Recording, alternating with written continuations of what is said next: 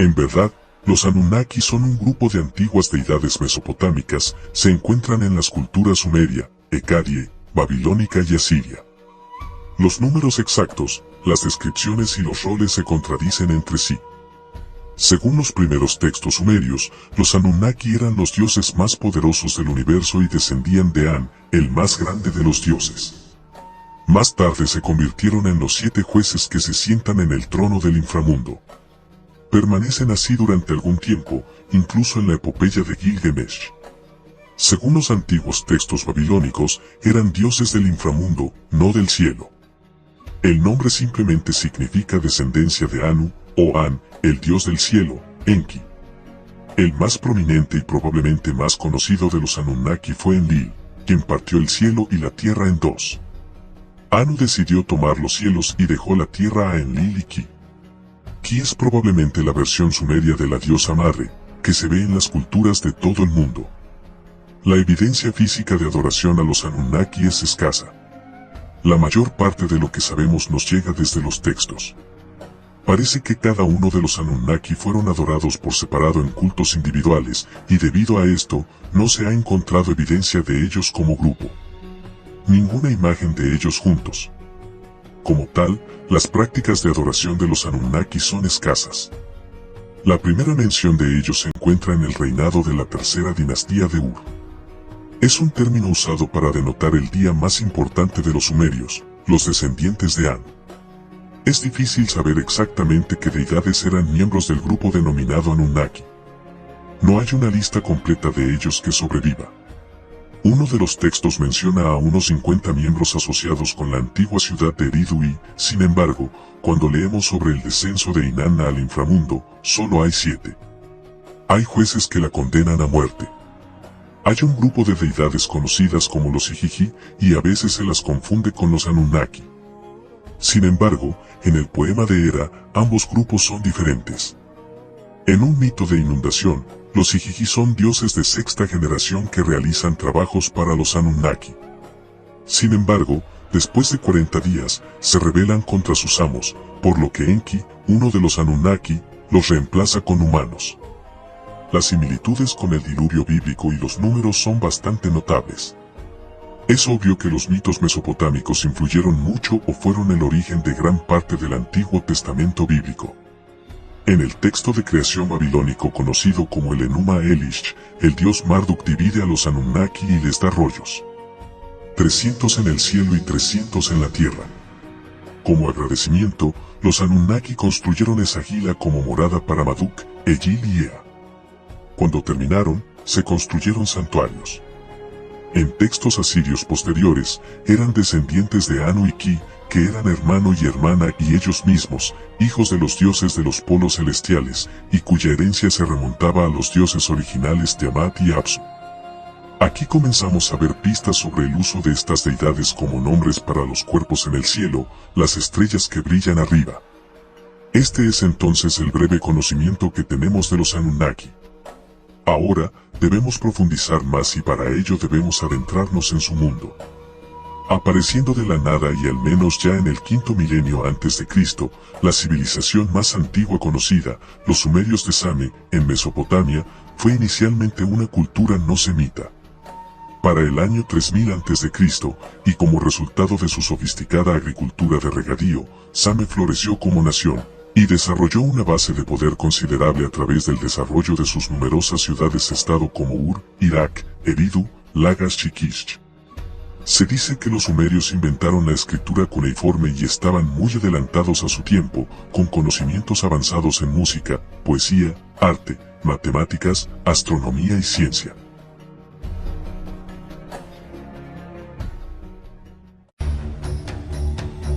Para los antiguos sumerios la música era una herramienta que les ayudaba a describir el cosmos. Los sumerios fueron conquistados más tarde por sus rivales a largo plazo, los acadios bajo Sargoni. Los acadios eran un pueblo semítico cuya ciudad Akkad era su capital. Después del 2000 a.C., Sumeria Akkad declinó como nación y luego fue absorbida por los imperios en expansión de Babilonia y Asiria. En el mito de la creación sumeria, los ángeles conocidos como Anunna, Anunnaki o grandes hijos de Anu, fueron los fundadores de su cultura. Los nombres Ángel, Anunnaki y Anakim tienen mucho en común. Son indicativos de los antepasados antiguos que trajeron los secretos al resto del mundo.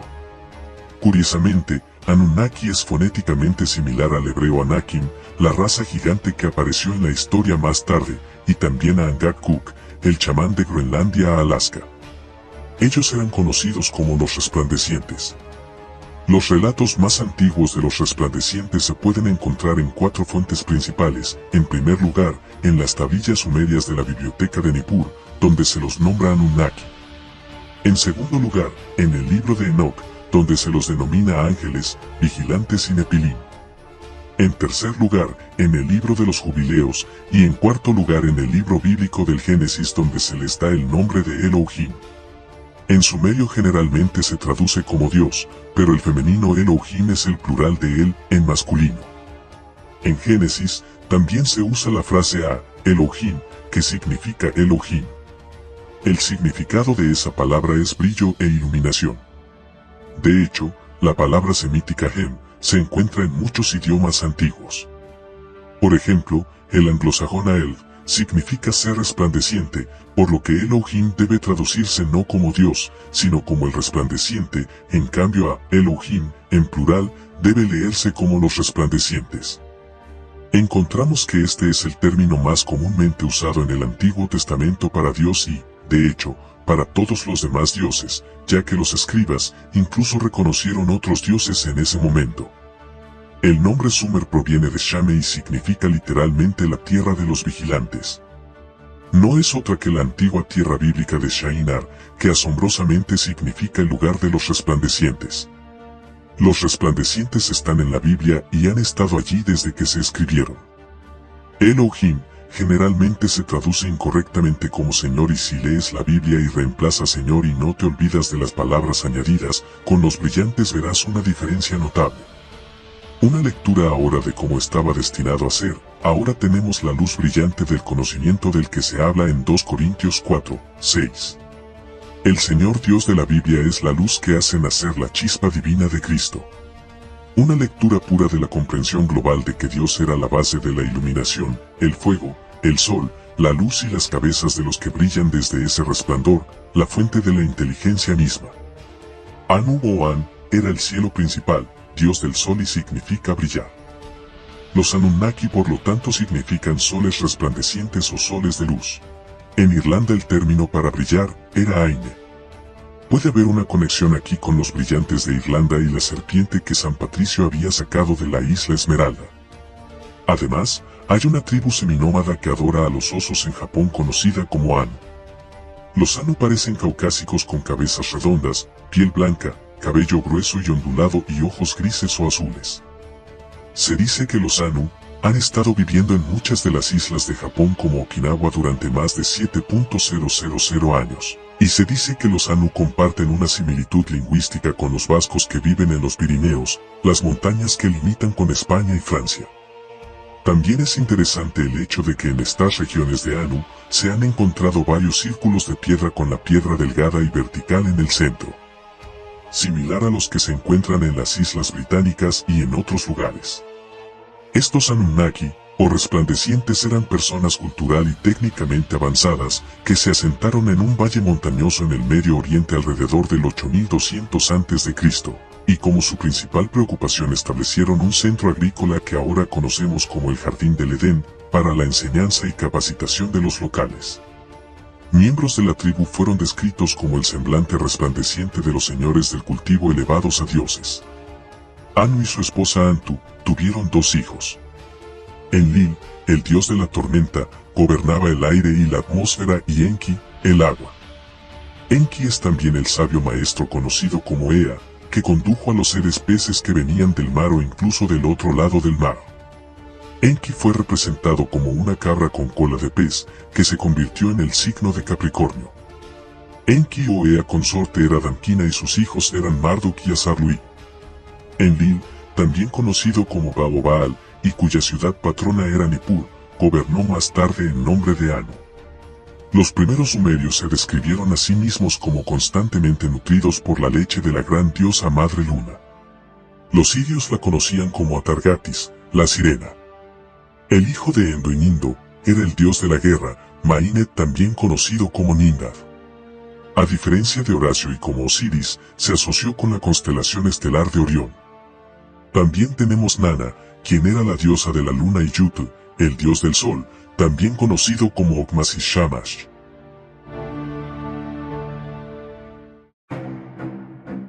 Fue Shamash quien más tarde entregó las 29 leyes a Ken Amrava. También está Inanna o Ishtar, que estaba asociada con Venus simbolizada por el pentáculo. El texto que tenemos sobre las deidades sumerias varía. De hecho, evolucionan con el tiempo, perdiendo parte de su historicidad a medida que se desarrolla la historia, lo que dificulta cada vez más ver los orígenes.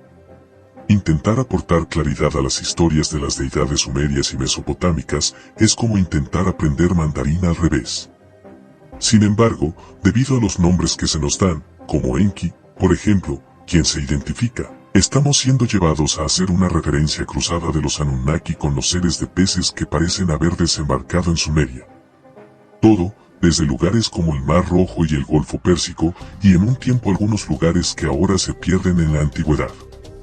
De hecho, encontramos que ambos son la misma gente, y que los peces son también los Anunnaki, los brillantes, los dioses de Sumeria y los Elohim de la Biblia. Y cuando cruzamos estos seres peces con los dioses Nita bajo Chemsu o Aku, y de quien se dice apareció en Egipto procedente de una isla sumergida, también hay que incluir los orígenes de la hindú Nage, deidad serpiente que también procedía de una isla perdida. Fácilmente se puede concluir que los resplandecientes de Sumeria, Egipto e India eran en realidad personas que llegaban de un Londres perdido o destruido. Estas conexiones nos permitieron reconstruir su historia y ver un poco más del territorio histórico, mucho del cual se ha perdido o se nos ha ocultado deliberadamente. Podemos ver entonces que estos resplandecientes que más tarde fueron adorados como el panteón sumerio de dioses y diosas, parecen haber sido una familia o clan gobernante dinástico. Anu, la principal autoridad, se convirtió en el Padre Universal Dios como lo representa un pictograma de su ciudad fundada de Uruk, que data del año 3000 a.C. Los linajes de todas estas deidades se mezclan con hermanas, esposas, madres, padres, hermanos e hijos, entremezclándose y confundiéndose todo. Teniendo en cuenta los muchos miles de años entre la composición de estos textos y la existencia real de estos pueblos o creencias peculiares, esto no es una sorpresa. Lo que está claro es que ciertas deidades se destacan continuamente entre la multitud, a saber, Anu, Enlil, Enki, Ninkursa, Inanna y Yutos Shamash, y que la forma y estructura de estas deidades generarían panteones egipcios, griegos y romanos durante siglos, si no miles de años. No es de extrañar entonces que los vigilantes, el brazo militar de estos resplandecientes, en mitos posteriores estén luchando contra los dioses de Grecia, Egipto y Roma, por no hablar del resto del mundo. Así como los Nepilim insurgentes caídos, o los observadores luchan con su propia familia gobernante de seres brillantes en la Biblia. Un detalle interesante que tal vez deberíamos mencionar es que, al igual que Seri del antiguo Egipto, Enlil fue representado como un toro. A diferencia de Ses, su hermano, Enki del Apsu o abismo, fue representado como una serpiente. Curiosamente, porque se suponía que la gente de la Atlántida adoraba al toro, lo cual es una coincidencia notable, teniendo en cuenta la asociación con las deidades que tiene el diluvio bíblico. Se dice que Enlil, quien asumió el cargo de líder de los resplandecientes, vivió durante miles de años, pero aquellos que usaron esto para demostrar que estos resplandecientes eran seres especiales que originalmente vinieron de otro mundo, o incluso de otra dimensión, olvidan una cosa, que Enlil era un término usado para el líder y, por lo tanto, se transmitió como se transmite el término rey o faraón. Era también el título del hijo, que por supuesto parecería ser eterno. Parte del mito de la creación sumeria afirma que, en algún lugar donde el cielo y la tierra se unieron, llegaron a la asamblea celestial los grandes hijos de Anu, los muchos sabios. Los Anunnaki parecían haber llegado de otra tierra al otro lado del mar. Trajeron consigo conocimientos especiales desconocidos para los habitantes anteriores. Se dice que la humanidad aprendió de los que brillan. Ellos ponían las cosas en orden. Podríamos preguntar por qué sintieron que tenían que poner las cosas en orden. Quizás este orden tenga algo que ver con las consecuencias caóticas de una calamidad global que destruyó su tierra natal según los relatos, una inundación, por ejemplo, que aparece en los mitos de todo el mundo. En la famosa lista de reyes sumerios, se nos dice que los Anunnaki gobernaron en Sumeria tanto antes como después del diluvio, y que fue después del diluvio que colocaron reyes en el trono, todo para gobernar la tierra y gobernar en su lugar. Sin embargo, si hemos de creer en los relatos que se dan de los seres peces, también se nos dice que estos seres resplandecientes llegaron por primera vez a tierra desde su tierra sumergida, después de una catástrofe similar. Uno anterior al diluvio relatado en la Biblia y otras fuentes. ¿Podrían estos grandes desastres de inundaciones globales estar reuniendo historias de una inundación mucho anterior y, por lo tanto, los científicos están buscando el periodo equivocado? Es posible que los resplandecientes supieran cuándo iban a ocurrir estos eventos catastróficos y hubieran predicho el diluvio, por lo que se le advirtió a Noé que se preparara para el evento. Esta teoría está respaldada por la información codificada en varias fuentes que nos llevan al símbolo de la serpiente Aura Boris y su significado más profundo. Es como si, de nuevo, estas personas tuvieran un conocimiento profundo de los ciclos y, en particular, del ciclo procesional de 25.800 años, que se creía que había comenzado con la inclinación de la Tierra desde su posición vertical. Parecería que se creía que estas catástrofes recurrentes estaban vinculadas al principio y al final del ciclo procesional, vinculadas al mismo evento que hizo que la Tierra se inclinara en primer lugar. Esto no prueba necesariamente que el eje de la Tierra alguna vez estuvo en posición vertical, sin embargo, sí significa que se creía que el eje era vertical y, por lo tanto, revelaba un conocimiento asombroso de los cielos y el lugar de la Tierra en él.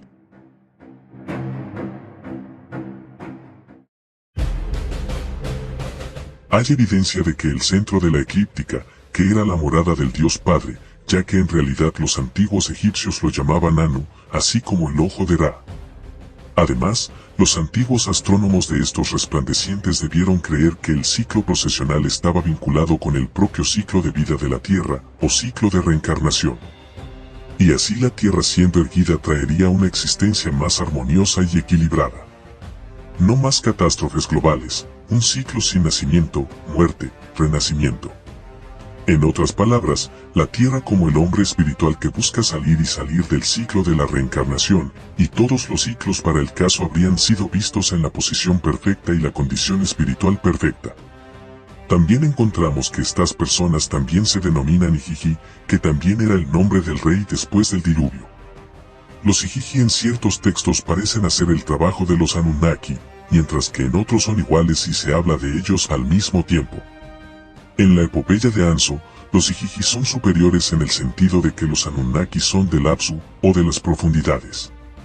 Esto, por supuesto, debe recordarnos las ideas hindúes de las deidades serpiente Nage, las cuales residen en las profundidades y no son menos sagradas por ello. En el relato sumerio, Ninlil, la señora de Cossack, la esposa del líder Enlil, pidió al Consejo de Siete que la creara en el Edén. Este es el mismo Edén o meseta que en el mito de la Biblia, y el Consejo de los Siete es lo mismo que los 7 arcángeles o mensajeros de la Biblia, que bajaron del cielo o de la montaña o del cielo cósmico. Los sumerios se refirieron al Edén como la morada de los justos. El árbol de la vida y el árbol del conocimiento que se encontraban en este jardín del Edén, son los secretos de los resplandecientes, secretos que permanecerán con ellos durante miles de años, para ser contados solo al chamán más alto y poderoso, el sacerdote, avatar o profeta.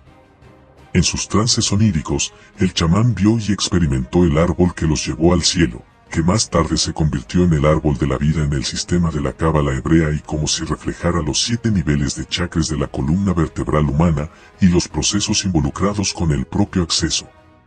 Según el conocimiento interior, los sumerios construyeron sus torres o zigurats con 7 niveles, como intentos de construir más cerca del cielo para hacer como las montañas y unirlas con la tierra como en el sueño de la escalera de Jacob. Se dice que estas resplandecientes deidades también vivían en lo alto del zigurat o pirámide, en la gran casa. Ahora sabemos lo que la escalera y estos templos realmente representan simbólicamente, pero ¿era la escalera de Jacob una construcción similar en algún lugar del cercano oriente? Jacob era de hecho el padre de las 12 tribus, y como tal el padre del zodiaco. El primer hijo de Rubén, Jacob, fue Acuario, de ahí la razón por la que era tan inestable como el agua. Simeón y Leví eran los hermanos y por lo tanto Géminis. Judá es Leo, y Zabulón es Libra, el barco, Dios es Piscis. En que es una inversión de la serpiente pez Dios Dak asociado con Dagón y Anki. Danera de la tribu de las serpientes y la víbora en el camino que cae hacia atrás en el solsticio de invierno, lo que significa que es Capricornio. Este es el mismo que el posterior Daniel, otra vez, la serpiente brillante Capricornio que atraviesa los cielos. Ahora podemos ver que la mayoría de estos mitos e historias son meras transliteraciones de ideologías astroteológicas asociadas con el zodiaco y también con el ciclo procesional, que pueden usarse como medios para encontrar periodos relevantes en la historia. El ciclo procesional está íntimamente ligado a nuestro propio ciclo de vida, por lo que encontramos que muchos de estos epitafios dados a personas en la historia que pueden haber existido o no, son en realidad parte de un código. Esto muestra que los líderes posteriores y sus sacerdocios que eran espirituales y piadosos, y también expertos en astronomía, quienes estaban relacionados con la secta de los resplandecientes, e incluso recibieron su conocimiento y autoridad de los resplandecientes. Asociaron los resplandecientes con los cuerpos solares y celestes, los cuales sostenían. Los 7 resplandecientes o 7 sabios de diferentes culturas se convirtieron más tarde en dioses en hombres encarnados como hombres, solo para luego reunirse con el Padre Dios después de la muerte. Este es básicamente el mito cristiano. Son los cuerpos celestes que se escriben en forma humana, un panteón de 7 y se corresponden con los 7 planetas en los cielos. La frase donde se unen el cielo y la tierra es simbólica de las montañas sagradas, y esto nos da la pista de que esto podría estar en algún lugar con impresionantes montañas celestiales como el Tíbet, tal vez incluso los zigurats de Mesopotamia, o incluso las pirámides de Gizeh, ya que las construcciones del templo se basan en la montaña del mundo chamánico. Podemos ver entonces que muchos de los detalles incluidos en las historias relacionadas con las actividades de estos resplandecientes están realmente basados en estos movimientos astroteológicos, los cuales ellos entendieron en gran medida, y han sido codificados en estos mitos e historias como un medio para preservar este conocimiento, y también transmitir este proceso a aquellos que pudieran entenderlo.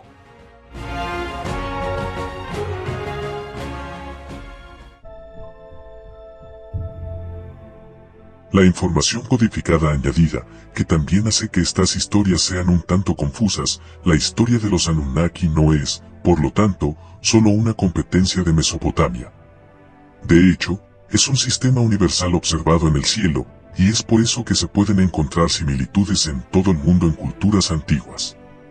El mito bíblico del diluvio coincide con el que se encuentra en la epopeya sumeria de Gilgamesh y termina con la Torre de Babel en Babilonia, que formaba parte del imperio sumerio. Esto muestra que el conocimiento secreto asociado con los resplandecientes terminó en ese momento en Babilonia y luego se trasladó desde allí. En la búsqueda de los resplandecientes, nos hemos encontrado con numerosos grupos, cultos y religiones. En el antiguo Sumerio, encontramos a los egregores o vigilantes, que se cree que son los ángeles del Señor de la Biblia. Y nuevamente, los numerosos epitafios que se les dieron nos dicen que ellos también eran los que brillaban. Enoc escribió sobre ellos. De hecho, para ellos en el libro de Enoc, que luego fue suprimido. En la Biblia y el libro de Enoc, estos resplandecientes son llamados ángeles, arcángeles o querubines. A menos que la literatura sea puramente apócrifa, encontramos que en la Biblia, las figuras de ángeles son simplemente hombres terrenales. En la Biblia no encontramos ángeles con alas. No hay historias originales de ellos siendo sobrenaturales. De hecho, son bastante comunes. Siempre es Gabriel, que significa hombre de Dios, quien informa a la gente de un parto venidero. ¿Era él el chamán? Miguel es el guerrero y protector, acompañado de ángeles empuñando espadas. Todos y cada uno de ellos como su propio deber específico, un deber terrenal. Personas con títulos angelicales como mensajeros y embajadores de Dios, al igual que los primeros chamanes. El título querubines significa exiliados, y podría ser un indicio del origen de los ángeles. Quizá les ordenaron marcharse a algún lugar por no conformarse, quizá al Edén, donde antes habían sido los vigilantes o guardianes del guardián. En Génesis 4:16, la tierra de Nod es simbólica también del pueblo de Israel. Como Nod significa errante, no es una gran extrapolación suponer que el sacerdocio también era errante. Otro ejemplo de títulos simbólicos es el de Enoc, que significa consagrado. Cuando Caín y su esposa dieron a luz a Enoc y construyeron una ciudad llamada Enoc, tenemos al pueblo de Caín consagrado ante Dios. Enoc, el consagrado, escribiría más tarde la historia de estos errantes caídos que se extendieron por todo el mundo como los grandes resplandecientes, enseñando, midiendo y construyendo los monumentos antiguos más misteriosos del mundo. Por supuesto, no debemos olvidarnos de los serafines de los números 21, 6 y demás. Estos no son seres místicos. Tienen manos, cara, piernas, pero tienen poderes de Dios porque están en la luz y tienen las alas simbólicas del chamán primitivo, el ave de vuelo, la habilidad de volar en trance de tiempo de sueño. El nombre significa brillantes o serpientes ardientes. Son seres iluminados por el poder de la serpiente. La literatura judía mística nos dice que los ángeles pueden volar, decir el futuro, cambiar de forma, hablar hebreo y son emanaciones de la luz divina brillante. En el Antiguo Testamento, Dios es indistinguible del ángel o mensajero conocido como Yahvé. Tiene el mismo aspecto y actúa como su representante. No hay diferencia aquí con la práctica babilónica, egipcia y chamánica. En el Nuevo Testamento, los ángeles de hecho toman parte en el juicio al final de los tiempos. Alternativamente, pueden ser aquellos que experimentaron la iluminación y luego cayeron de la gracia. Se nos dice que los nefilim o vigilantes comenzaron a mezclarse con los indígenas. Estos eran los ángeles que parecían haber sido el brazo militar de los resplandecientes y que inicialmente fueron empleados para custodiar el jardín del Edén. Y aconteció que cuando se multiplicaron los hijos de los hombres, que en aquellos días les nacieron hijas hermosas y serenas y los ángeles, los hijos del cielo las vieron y las desearon y se dijeron unos a otros, ven a mí, escogámonos esposas de entre los hijos de los hombres y engendremos hijos. Y Samjasa, que era su líder, les dijo, me temo que en verdad no aceptarán hacer este acto y yo solo tendré que pagar la pena de un gran pecado. Y todos le respondieron y dijeron, hagamos todos un juramento y comprometámonos todos por implicaciones mutuas a no abandonar este plan, sino a hacer esto. Entonces juran todos juntos y se obligan por implicaciones mutuas sobre ello. De esta unión se produjo una raza híbrida, una raza de gigantes, según nos cuentan. Y todos los demás juntamente con ellos, tomaron para sí esposas y cada uno escogió para sí una y comenzaron a entrar en ellas y a mezclarse con ellas.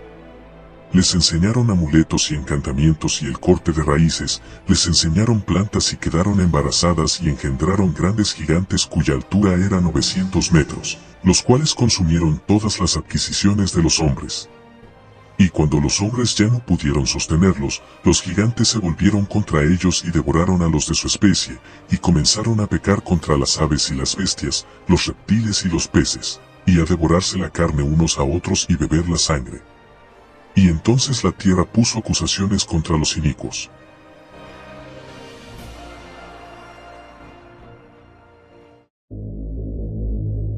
Y entonces el arcángel Miguel, Uriel, Rafael y Gabriel miraron hacia abajo desde el cielo, y vieron mucha sangre derramada sobre la tierra y toda la iniquidad que se estaba forjando sobre la tierra.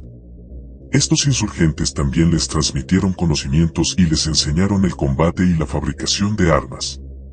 Y Azazel enseñó a los hombres a hacer espadas, cuchillos, escudos, corazas y les dio a conocer los metales de la tierra y el arte de trabajarlos y brazaletes y ornamentos, junto con el embellecimiento de las islas y toda clase de piedras preciosas y de todas las tinturas colorantes.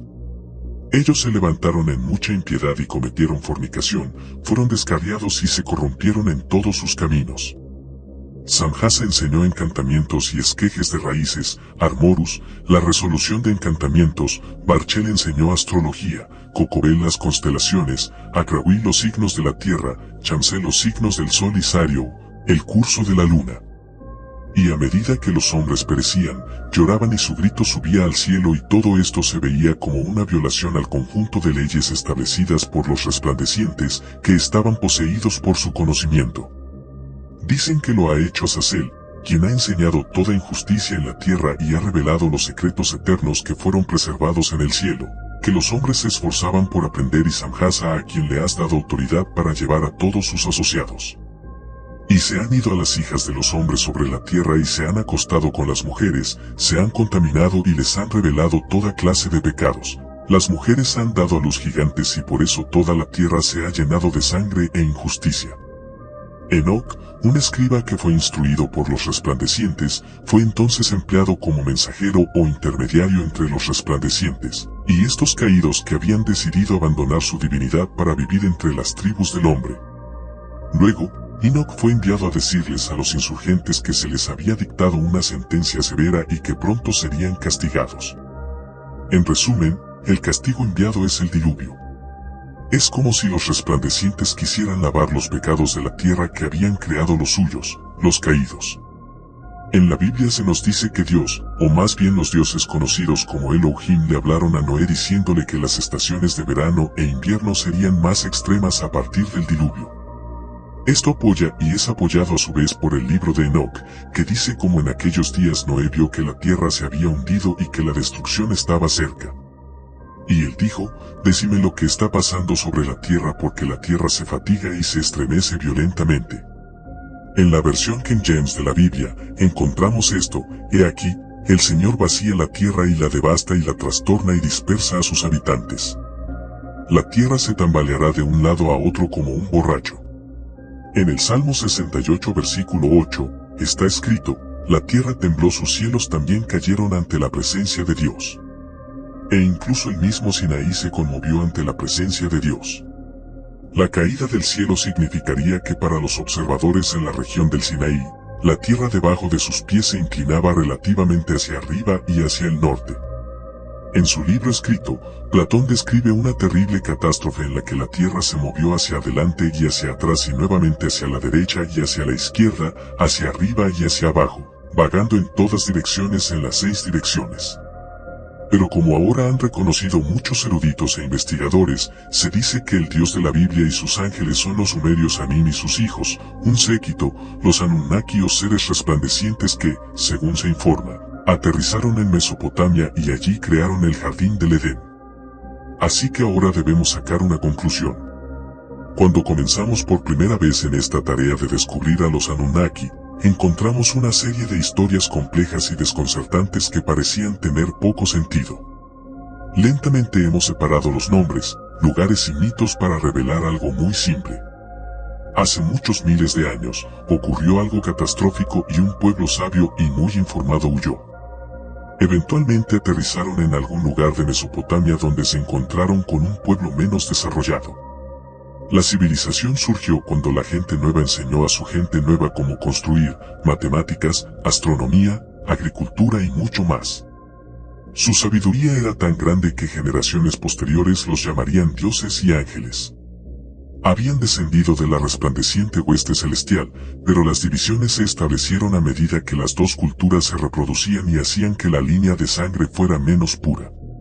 Los observadores que se habían vuelto malos y los brillantes que no eran felices.